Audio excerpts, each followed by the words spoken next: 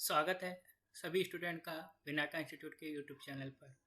तो स्टूडेंट, आज हम लोग एक नई सीरीज स्टार्ट कर रहे हैं बीएचयू एंट्रेंस एग्जामिनेशन 2020 के लिए। और ये चैनल आपको सारी इन्फॉर्मेशन प्रोवाइड कराता है। आपको कोई भी समस्या अगर कॉमर्स रिलेटेड हो तो ये एक चैनल है जिसके माध्यम से आप अपनी सारी समस्या को कॉमर्स रिलेटेड अपनी हल कर सकते हैं। हम लोग का टॉपिक है बिजनेस ऑर्गेनाइजेशन। ये सब्जेक्ट को हम लोग स्टार्ट करेंगे, इसका पार्ट 1 है और इसी तरह से हम लोग आगे भी और पार्ट लेकर आएंगे। आज जो हम लोग डिस्कस करेंगे, देखिए बिजनेस ऑर्गेनाइजेशन जो है, you business organisation BHU entrance में बहुत इंपॉर्टेंट रोल निभाता है। और इसमें कॉमन क्वेश्चंस आते हैं, थोड़ा कॉन्सेप्ट बेसिक क्वेश्चन आते हैं। तो इस सीरीज़ में हम लोग पहले स्टार्ट करेंगे बिजनेस ऑर्गेनाइजेशन के कुछ क्वेश्चन हम लोग देखेंगे और हम एक्सप्लेन करने की कोशिश करेंगे ताकि आपको क्वेश्चंस ईजिली समझ में आ जाए। तो फर्स्ट पार्ट में हम लोग 20 मोस्ट इंपॉर्टेंट एमसीक्यू जो बीएचयू बीकॉम एंट्रेंस के लिए ज़रूरी है, इंपॉर्टेंट क्वेश्चंस हैं ये, इसको स्टार्ट करेंगे। तो चलिए फ्रेंड्स, स्टार्ट करते हैं आज का हम लोग पहला क्वेश्चन। स्क्रीन पे पहला क्वेश्चन आ रहा होगा, व्यवसाय का क्या ऐसा है। तो what do you mean by business, business क्या है। तो आपको पता है कि बिजनेस में क्या माल का क्रय विक्रय, ए सेवा का क्रय विक्रय, उपयोगिता का सृजन, माल एवं सेवा का क्रय विक्रय। तो स्टूडेंट, आपको हम 2 मिनट 2 20 सेकंड देंगे और आप इसमें आंसर देने की कोशिश करेंगे ताकि आपको अंदाज़ा लग सके कि कितना सही हुआ और कितना गलत। और आज हमें कमेंट बॉक्स में आप ज़रूर रिप्लाई करेंगे कि आपका इस 20 क्वेश्चन में से कितना क्वेश्चन सही हुआ, ताकि आप अपनी एनालिसिस कर सके कि आप कितना आप गेन कर पा रहे हैं। तो क्वेश्चन है, व्यवसाय का आशय क्या है। तो केवल देखिए, व्यवसाय में माल का क्रय विक्रय नहीं, अगर जब माल का क्रय विक्रय अगर होगा तो केवल उसमें व्यापार हो जाएगा। तो इसका सही आंसर क्या हो जाएगा, माल एवं सेवाओं के क्रय विक्रय के साथ साथ सामाजिक उत्तरदायित्व, क्योंकि बिजनेस की समाज के प्रति भी रिस्पॉन्सिबिलिटी है। और क्योंकि समाज में बिजनेस व्यवसाय कर रहा है, व्यवसाय समाज को प्रभावित करता है और समाज व्यवसाय को प्रभावित करता है। तो इसलिए पहले का आंसर क्या हो जाएगा, डी, माल एवं सेवाओं के क्रय विक्रय के साथ सामाजिक उत्तरदायित्व। चलिए फ्रेंड्स, नेक्स्ट क्वेश्चन है, वाणिज्य से क्या में क्या क्या सम्मिलित होता है, यानी कॉमर्स। बहुत इजी क्वेश्चन है, आपको पहले ही कक्षा में बताया जाता होगा कि वाणिज्य क्या है। क्या व्यवसाय में उद्योग है, केवल व्यवसाय है, केवल वस्तुओं का क्रय विक्रय है, या व्यापार एवं व्यापार की सहायक क्रिया है। तो आपको याद आ रहा होगा, इक्वेशन बताया गया होगा C = T+A। अगर ये याद आ रहा होगा तो आप आसानी से बता सकते हैं इसका आंसर क्या हो जाएगा, T+A, व्यापार और व्यापार की सहायक क्रियाएं। तो व्यापार और व्यापार की सहायक क्रियाओं में हम बता दें थोड़ा सा कि व्यापार के सहायक क्रियाओं में क्या क्या शामिल होता है। इसमें ट्रांसपोर्टेशन इंक्लूड होता है, इसमें एडवर्टीजमेंट इंक्लूड होता है, इसमें इन्वेंट्री मैनेजमेंट इंक्लूड होता है, बैंकिंग इंश्योरेंस इंक्लूड होता है। ये सारी चीज़ें व्यापार की सहायक क्रियाएं, यानी वे क्रियाएं जो व्यवसाय को करने के लिए क्या करती हैं, मददगार करती हैं, मदद देती हैं। वो बिजनेस को प्रोग्रेस करने के लिए, बढ़ावा देने के लिए, बिजनेस को चलाने के लिए मदद देती है, वो व्यापार की सहायक क्रियाएं कहलाती हैं। तो दोस्तों, फ्रेंड्स, इसका आंसर क्या हो जाएगा स्टूडेंट्स, व्यापार और व्यापार की सहायक क्रियाएं। चलिए अगला क्वेश्चन है, निर्माणी उद्योग में कौन कौन शामिल नहीं होता, यानी मैन्युफैक्चरिंग, क्या वस्तुओं का निर्माण नहीं होता। देखिए, खान से धातुओं को निकालना, लौह तथा इस्पात निर्माण, आटा मिलें, इनमें से कोई नहीं। तो कहाँ निर्माण नहीं हो रहा है, मैन्युफैक्चरिंग कहाँ नहीं हो रही है। तो देखिए, लौह इस्पात निर्माण में उद्योग में होगा, सी ऑप्शन आटा मिल में होगा। लेकिन खान से धातुओं को निकालना, इसमें निर्माण नहीं होगा। क्यों, क्योंकि ये निष्कर्षण उद्योग है। जब हम लोग कुछ निकालते हैं तो उसमें कौन सा लगता है, निष्कर्षण उद्योग निकलता है। यानी कुछ खान, अगर पृथ्वी से खोद कर कुछ चीज़ें निकाल रहे हैं उसमें क्या लगेगा, निष्कर्षण उद्योग लगेगा, निर्माण उद्योग नहीं लगेगा। तो इसको स्टूडेंट देखिएगा, क्वेश्चन में क्या कह रहा है, निर्माण उद्योग में कौन सा शामिल नहीं है। तो थर्ड का आंसर क्या हो जाएगा, खान से धातुओं को निकालना। नेक्स्ट क्वेश्चन है चौथा, निष्कर्षण उद्योग क्या है। अब देखिए ये क्वेश्चन आ गया, निष्कर्षण उद्योग क्या है। तो निष्कर्षण उद्योग का जो आंसर होगा इसमें, देखिए, पशुपालन नहीं होगा, मुर्गी पालन नहीं होगा, वृक्षारोपण नहीं होगा, समुद्र तल से मछली को पकड़ना। निष्कर्षण उद्योग का क्या आंसर हो जाएगा, मछली पकड़ना या समुद्र तल से मछली पकड़ना। देखिए फ्रेंड्स, जब हम लोग निष्कर्षण उद्योग का कुछ और एग्जाम्पल है, जैसे खान खोदना, मछली पकड़ना, जंगलों से लकड़ी काटना, पृथ्वी से खनिज प्राप्त करना, ये सब किसका एग्जाम्पल है, निष्कर्षण उद्योग का एग्जाम्पल है। पांचवा क्वेश्चन है, निम्नलिखित में से जननिक उद्योग कौन सा है। तो जनन के यानी पैदावार की बात की जा रही है। तो एकदम सीधा आंसर आप पढ़े हैं, इसका आंसर क्या हो जाएगा, 5 का ए, यानी पशुपालन उद्योग। तो एक बार हम रिपीट करा देते हैं। पहले का आंसर हो जाएगा डी, दूसरे का आंसर भी हो जाएगा डी, तीसरे का आंसर हो जाएगा ए, चौथे का आंसर हो जाएगा आपका बी, जैसे मछली पकड़ना, पांचवें का आंसर हो जाएगा ए। ये 5 क्वेश्चन हो गए। अगले 5 क्वेश्चन पे चलते हैं फ्रेंड्स। छठवां क्वेश्चन, निम्नलिखित में से विश्लेषणात्मक उद्योग कौन सा है? तो आप याद कर रहे होंगे कि विश्लेषणात्मक उद्योग क्या होता है। जब हम एक प्रकार के कच्चे माल का विश्लेषण करके, शोधन करके, विश्लेषण मतलब एनालिटिकल, एनालिसिस करके, एनालिटिकल करके, जब हम लोग एक ही कच्चे पदार्थ का शोधन करते हैं, रिफाइन करते हैं, तो उस उद्योग को हम लोग क्या कहते हैं? विश्लेषणात्मक उद्योग कहते हैं। रिफाइनिंग की बात की जा रही है। तो क्या चूना उद्योग, कोयला उद्योग, टेलीविजन उद्योग या तेल शोधक? फ्रेंड्स, तेल शोधक इसका आंसर होगा। इसका आंसर तेल शोधक क्यों होगा? क्योंकि देखिए, जब आपको बहुत सारे तेल जैसे पेट्रोल हो गया, डीजल हो गया, मोबिल हो गया, तो ये रिफाइन करते करते पहले कच्चा तेल आता है, फिर पेट्रोल आएगा, डीजल आएगा, मोबिल आएगा, ऐसे आप ये क्या किया जाता है? एक के बाद एक चीजों का रिफाइन किया जाता है। ठीक है। 7वां क्वेश्चन, निम्नलिखित में से रचनात्मक उद्योग क्या है? तो रचनात्मक उद्योग यानी वे इंडस्ट्री जो पब्लिक के वेलफेयर के लिए काम की जाती है। यानी जैसे पुल का निर्माण हो गया, बांध का निर्माण हो गया, ये सब रेल मार्ग हो गया, ये सब रचनात्मक उद्योग का उदाहरण है। तो 7वें का आंसर क्या हो जाएगा? डी, पुल का निर्माण।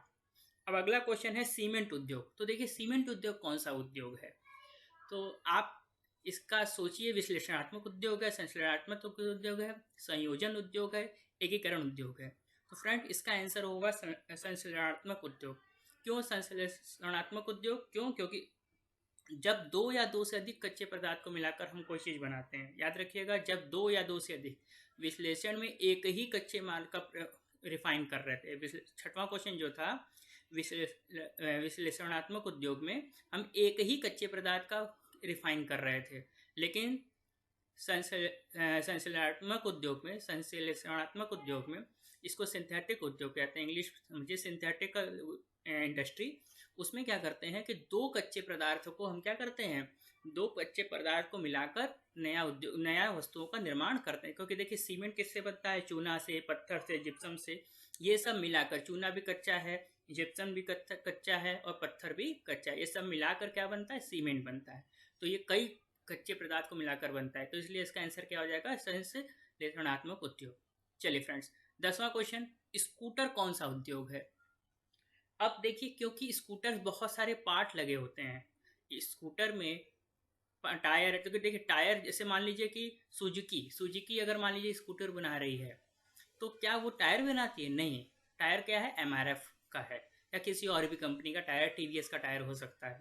तो जब किसी उद्योग में कई, मतलब जो उसके पार्ट्स होंगे वो असेंबल किए जाते हैं, बनाए जाते हैं, तो उसको कौन सा उद्योग कहते हैं? संयोजन उद्योग कहते हैं। क्या कहते हैं? संयोजन उद्योग कहते हैं। क्यों? क्योंकि इसमें संयोजित हो रहा है, सारी चीजें मिल रही हैं इसमें। जैसे एग्जांपल हो जाएगा टेलीविजन का, कंप्यूटर का। तो कंप्यूटर में बहुत सारे पार्ट को क्या किया जाता है? असेंबल कराया जाता है। लोग कहते हैं ना, असेंबल करा लेना, असेंबलिंग।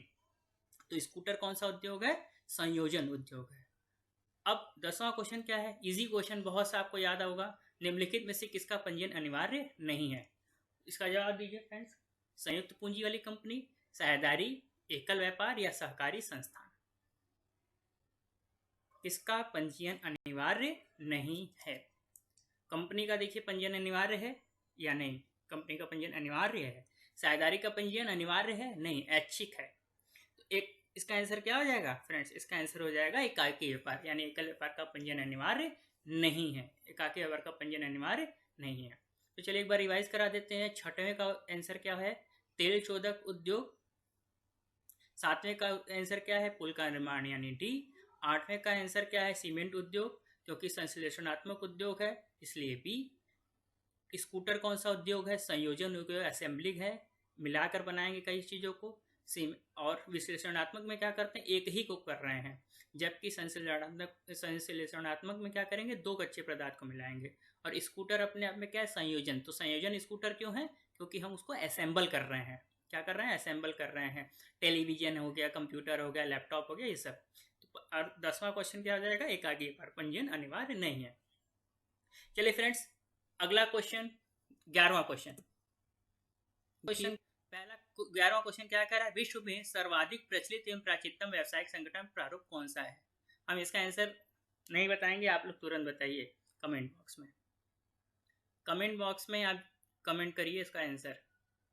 थोक व्यापारी, संयुक्त पूंजी वाली कंपनी, इकाई व्यापारी, साझेदारी। बहुत इजी क्वेश्चन है, शुरुआत में 11th में पढ़ाया जाता है। इसका आंसर क्या है?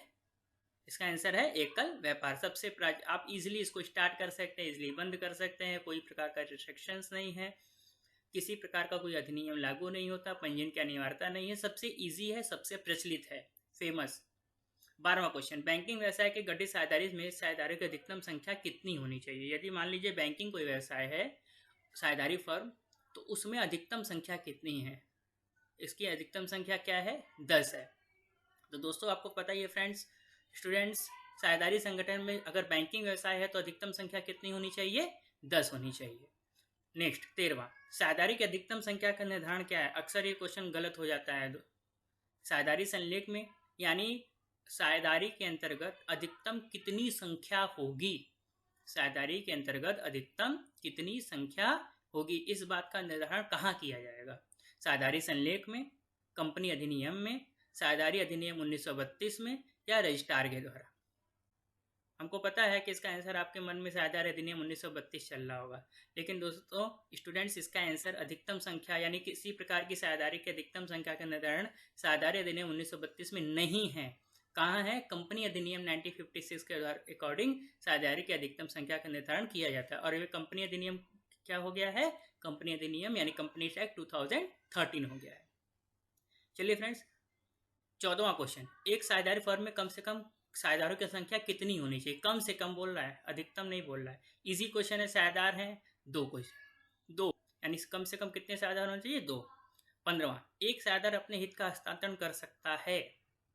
तो ये देखिए, साझेदारी अधिनियम की विशेषता में ही है, साझेदारी फर्म की विशेषता में, कि कोई भी साझेदार अन्य साझेदारों की बिना सहमति के अपने हितों का हस्तांतरण नहीं कर सकता। ये साझेदारी की विशेषता भी आपने पढ़ा था, हितों के हस्तांतरण पर रोक। कब करेगा? जब अन्य साझेदार सेटिस्फाई होंगे, अन्य साझेदार सहमत हो जाएंगे कि हाँ आप अपने जो हित है, अपना जो लाभ है दूसरे को क्या कर सकते हैं? ट्रांसफर कर सकते हैं। तभी वो साझेदार क्या करेगा? अपने हित को दूसरे को हस्तांतरित करेगा। तो चलिए फिर इसको देख लेते हैं एक बार। 11वें का आंसर आपके लिए हो जाएगा सबसे प्राचीनतम एकाकी व्यापार। बैंकिंग व्यवसाय में 10। साझेदारी की अधिकतम संख्या का निर्धारण कहाँ होगा? कंपनी अधिनियम 1956 में। साझेदारी में कम से कम कितने साझेदार होने चाहिए? 2। और 15वें क्वेश्चन, हितों का हस्तांतरण कर सकता है, कब कर सकता है? जब सभी साझेदार क्या हो जाएं? राजी हो जाएं, सहमत हो जाएं कि हाँ आप अपने हितों का हस्तांतरण क्या कर सकते हैं।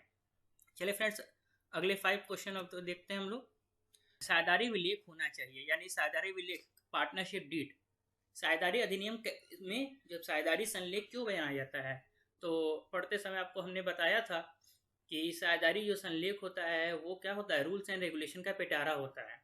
तो साझेदारी संलेख बोलिए चाहे साझेदारी विलेख बोलिए, ये कैसा होना चाहिए? मौखिक होना चाहिए, गर्भित होना चाहिए, स्टैम्प पेपर पर लिखित होना चाहिए, या केवल लिखित होना चाहिए? तो देखिए, केवल मौखिक या केवल गर्भित नहीं, ये क्या होना चाहिए? स्टैम्प पेपर पर लिखित। केवल ऐसा नहीं कि किसी भी कागज पर लिख कर हो जाएगा, नहीं, स्टैम्प पेपर पे बाकायदे सिग्नेचर होगी और तब इसको साझेदारी संलेख माना जाएगा। अगला 17वां क्वेश्चन, साझेदारी का पंजीयन कराना। अब देखिए, बहुत इंपॉर्टेंट, हमेशा बच्चे गलती कर देते हैं, अनिवार्य लगाकर आ जाते हैं। इसका आंसर अनिवार्य नहीं होगा। क्यों? क्योंकि साझेदारी पंजीयन कराना ऐच्छिक है, ये आपकी इच्छा पर निर्भर करता है कि आप कराएं या ना कराएं। क्योंकि साझेदारी का पंजीयन कराने से कुछ लाभ होता है, तो इसलिए क्या हुआ, अधिकतर जो फर्में हैं वो साझेदारी फर्म का पंजीयन करा लेती हैं, लेकिन फर्म का पंजीयन अनिवार्य नहीं है। साझेदारी फर्म का पंजीयन कैसा है? ऐच्छिक है। तो इसका आंसर 17 का क्या हो जाएगा? ए। 18वां क्वेश्चन, एक साझेदारी फर्म का पंजीयन न कराने पर क्या होगा? तो जानते हैं कि याद रखिए कि यदि कोई साझेदारी फर्म अपना पंजीयन नहीं कराई है तो ना वो किसी के प्रति क्या कर सकती है, कोई प्रकार का कोई केस कर सकती है, ना उसके प्रति कोई केस कर सकता है। इसका मतलब क्या हो गया कि कोई भी बाह्य पक्षकार उसके विरुद्ध न कार्रवाई कर सकता है कि उसके किसी बी आंसर क्या है, उसे किसी बाह्य परीक्षा के विरुद्ध कार्रवाई करने का अधिकार प्राप्त नहीं होता। क्यों? क्योंकि वो फर्म पंजीकृत नहीं है। बाह्य पक्ष को उसके विरुद्ध अधिकार प्राप्त नहीं होता। क्यों प्राप्त होता नहीं होता? क्यों नहीं होता? क्योंकि सीधी सी बात है, वो भी फर्म का पंजीयन नहीं है। इसका मतलब ना कोई बाहर से केस करेगा, ना हम किसी पे बाहर केस करेंगे। ठीक, ना कोई एक्सटर्नल यानी बाहर, यानी फर्म अगर चाहे तो किसी पर मुकदमा नहीं कर सकती और बाहर से कोई फर्म पर मुकदमा नहीं कर सकता। तो 18वें का आंसर क्या हो जाएगा? डी, बी और सी दोनों। 19वां क्वेश्चन है, 25 व्यक्तियों का एक संघ बिना पंजीकरण के ही व्यापार कर रहा है, उसे क्या कहा जाएगा? तो देखिए, निजी कंपनी, सार्वजनिक कंपनी, अवैधानिक संघ। तो 25 व्यक्तियों का संघ बिना पंजीकरण नहीं है, 25 व्यक्ति किसी के अंतर्गत नहीं आते, इसलिए इसका आंसर क्या हो जाएगा? अवैधानिक संघ हो जाएगा। लास्ट, केवल फर्म के लाभों में सम्मिलित साझेदार को कहते हैं। आप पढ़े हैं शुरुआत में ही कि एक अवयस्क को केवल लाभ के लिए साझेदार बनाया जाता है। एक अवयस्क को केवल लाभ के लिए साझेदार बनाया जाता है। तो अवयस्क साझेदार कौन सा साझेदार? ऐसा साझेदार जिसको फर्म के लाभों के लिए साझेदार बनाया जाएगा, उसे फर्म के गोपनीय दस्तावेजों को देखने का अधिकार नहीं होता। चलिए स्टूडेंट्स, 16वें का आंसर क्या हो जाएगा? स्टैम्प पेपर पर लिखित होना चाहिए। साझेदारी का पंजीयन कैसा है? ऐच्छिक है। साझेदारी पंजीयन न करने पर क्या होगा? यानी कोई भी पक्ष एक दूसरे के प्रति क्या नहीं कर सकता? मुकदमा नहीं कर सकता। और 25 व्यक्तियों का संघ कैसा हो जाएगा? अवैधानिक संघ हो जाएगा। और केवल फर्म के लाभों में सम्मिलित साझेदार को कहते हैं। तो ऐसा यानी जो फर्म में केवल साझेदार, ऐसा साझेदार जो केवल लाभ के लिए साझेदार बना है, ऐसे साझेदार को क्या कहते हैं? अवयस्क साझेदार कहते हैं। तो ठीक है स्टूडेंट्स, ये रहा 20 क्वेश्चन। अब आप इस 20 क्वेश्चन में से हमें कुछ आप कमेंट बॉक्स में लिखेंगे, बताएंगे निष्क्रिय साझेदार बी ऑप्शन और डी नाम मात्र साझेदार। तो कौन सा साझेदार निष्क्रिय साझेदार कहलाता है और कौन सा साझेदार नाम मात्र का साझेदार कहलाता है, इसे आप अपने कमेंट बॉक्स में जरूर बताएंगे कि निष्क्रिय साझेदार कौन है और नाम मात्र का साझेदार। इस 20 क्वेश्चन को करिएगा।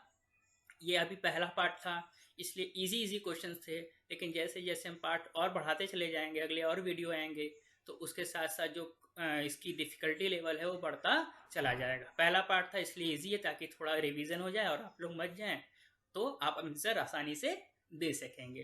तो चलिए, निष्क्रिय साझेदार और नाम मात्र साझेदार का कमेंट बॉक्स में आंसर दीजिएगा। ठीक है फ्रेंड्स, ये रहा आज के।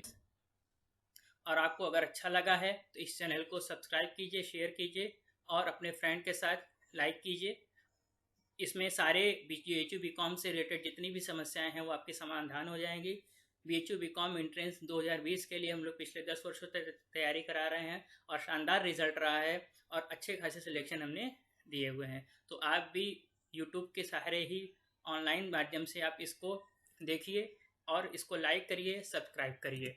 और फ्रेंड्स, ऑनलाइन एजुकेशन आपको वीडियो के माध्यम से लगातार मिलती रहेगी। फ्रेंड्स, विनायका इंस्टीट्यूट हमेशा ही एक ये प्रयास किया है कि भले ही हम क्वालिटी न, लेकिन क्वांटिटी हमारी अच्छी होनी चाहिए। तो क्वालिटी बहुत ज़रूरी है, क्वालिटी की ज़रूरत है, क्वांटिटी की ज़रूरत नहीं है। तो फ्रेंड्स, हमारे इस चैनल को लाइक करिए, शेयर करिए और अपने फ्रेंड के साथ शेयर करने के साथ साथ आप खुद इसको सब्सक्राइब करिए और बेल आइकॉन जो आएगा उसको ज़रूर दबा दीजिएगा, ताकि आपको आने वाली वीडियो का सब्सक्रिप्शन मिलता रहे और आप आसानी से वीडियो देख सकें और लाभान्वित हो सकें। ठीक है फ्रेंड्स, कैसा लगा आप ज़रूर बताइएगा और जो क्वेश्चंस हमने बताए हैं उसको रिवीजन करिएगा और जो कमेंट बॉक्स में हमने कहा है उसको लिखने के लिए अवश्य लिखिएगा। तब तक के लिए थैंक यू, शबा खैर, नमस्ते और जल्द ही मिलेंगे अपने नेक्स्ट वीडियो के साथ। Thank you.